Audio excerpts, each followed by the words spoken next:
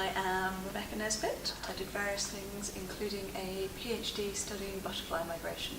So there are some people who inspired me a lot during my PhD and were very helpful, particularly my PhD supervisor from the University of York, Professor Jane Hill, and she does really interesting work on biodiversity and climate change, both on the side of the basic research, but also actually thinking about how can we help species adapt to climate change.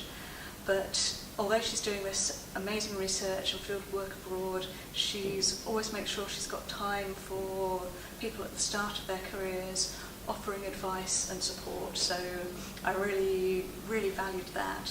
I'd particularly like to mention C.B. Williams, who did lots of work on insect migration in the 20th century. And one of the things I thought he was really leading at was citizen science. And I think this is something that the UK does really well in, but he got lots of people without scientific qualifications involved in research at a time when that was much less common.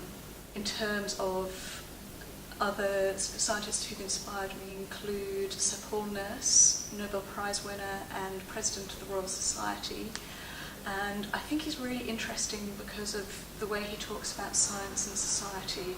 And we've got all this evidence coming our way. I've heard him speak and he's given really good snippets about why it's important that we would trust the scientific consensus and why it's important to look at the data.